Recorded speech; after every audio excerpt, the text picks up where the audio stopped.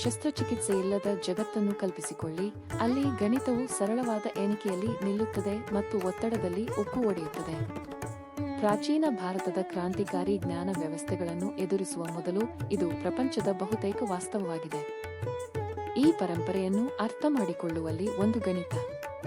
5ನೇ ಶತಮಾನದಲ್ಲಿ ಗಣಿತಶಾಸ್ತ್ರಜ್ಞ ಬ್ರಹ್ಮಗುಪ್ತನು ಶೂನ್ಯವನ್ನು ಕೇವಲ ಸ್ಥಾನಿಕವಾಗಿ ಅಲ್ಲ, ಆದರೆ ತನ್ನದೇ ಆದ ಗುಣಲಕ್ಷಣಗಳನ್ನು ಹೊಂದಿರುವ ಸಂಖ್ಯೆಯಾಗಿ ಇತಿಹಾಸದ ಹಾದಿಯನ್ನು ಬದಲಾಯಿಸಿದ ಮೊದಲ ವ್ಯಕ್ತಿ. ಇದರ ಮೇಲೆ ನಿರ್ಮಿಸಿ ದಶಮಾಂಶ ಸ್ಥಾನ ಮೌಲ್ಯದ ವ್ಯವಸ್ಥೆಯು ಸಂಕೀರ್ಣ ಲೆಕ್ಕಾಚಾರಗಳನ್ನು ಸುಲಭವಾಗಿ ನಿರ್ವಹಿಸಲು ಅವಕಾಶ ಮಾಡಿಕೊಟ್ಟಿತು. ಈ ಸಮರ್ಥ ಚೌಕಟ್ಟು ಇಲ್ಲದಿದ್ದರೆ ನಮ್ಮ ಆಧುನಿಕ ಕಂಪ್ಯೂಟರ್ಗಳು ಮತ್ತು ಡಿಜಿಟಲ್ ಜೀವನವನ್ನು ನಡೆಸುವ ಅಲ್ಗಾರಿದಮ್ಗಳು ಅಸ್ತಿತ್ವದಲ್ಲಿಲ್ಲ. 2 ವೈದ್ಯಕೀಯ ಕ್ಷೇತ್ರಕ್ಕೆ ತೆರಳಿದಾಗ ನಾವು ಶಸ್ತ್ರಚಿಕಿತ್ಸೆಯ ತಂದೆ ಸುಶ್ರುತನನ್ನು ಕಾಣುತ್ತೇವೆ.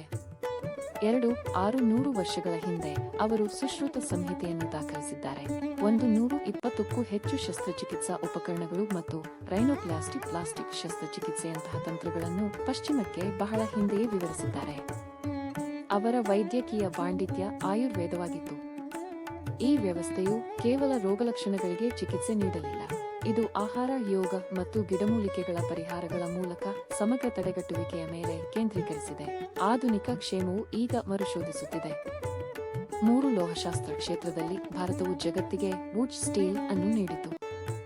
ಈ ಹೈ ಕಾರ್ಬನ್ ಮಿಶ್ರಲೋಹವು ಪೌರಾಣಿಕ ಡಮಾಸ್ಕಸ್ ಕತ್ತಿಗಳಿಗೆ ಕಚ್ಚಾ ವಸ್ತುವಾಗಿತ್ತು. ಅವುಗಳ ತೀಕ್ಷ್ಣತೆ ಮತ್ತು ಅಂಚನ್ನು ಉಳಿಸಿಕೊಳ್ಳುವ ಸಾಮರ್ಥ್ಯಕ್ಕೆ ಹೆಸರುವಾಸಿಯಾಗಿದೆ. 4 ಈ ವಿಶಾಲವಾದ ಜ್ಞಾನದ ಸಾಗರವನ್ನು ಸಂರಕ್ಷಿಸಲು ಭಾರತವು ನಲಂದಾ ಮತ್ತು ತಕ್ಷಶಿಲಾ ಮುಂತಾದ ವಿಶ್ವದ ಮೊದಲ ವಸತಿ ವಿಶ್ವವಿದ್ಯಾಲಯಗಳನ್ನು ಸ್ಥಾಪಿಸಿತು. ಈ ಸಂಸ್ಥೆಗಳು ಪ್ರಪಂಚದಾದ್ಯಂತದ ವಿದ್ವಾಂಸರನ್ನು ಆಕರ್ಷಿಸಿದವು, ಪ್ರಾಚೀನ ಪ್ರಪಂಚದ ಐವಿ ಲೀಗ್ಗಳಾಗಿ ಕಾರ್ಯನಿರ್ವಹಿಸುತ್ತವೆ. 5 ಕಾರ್ಯತಂತ್ರದ ಚಿಂತನೆಗಾಗಿ ನಾವು ಚತುರಂಗವನ್ನು ನೋಡುತ್ತೇವೆ.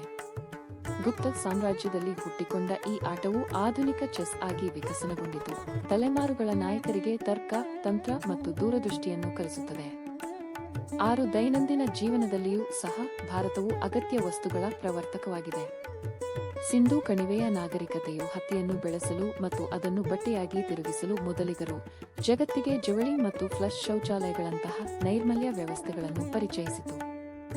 ನಮ್ಮ ಗಗನಚುಂಬಿ ಕಟ್ಟಡಗಳಲ್ಲಿ ಶೂನ್ಯ ಸಂಖ್ಯೆಯಿಂದ ಉಕ್ಕಿನವರೆಗೆ ಈ ಕೊಡುಗೆಗಳು ಆಧುನಿಕ ಅಭಿವೃದ್ಧಿಯ ಅದೃಶ್ಯ ಬೆನ್ನೆಲುಬನ್ನು ರೂಪಿಸಿದವು.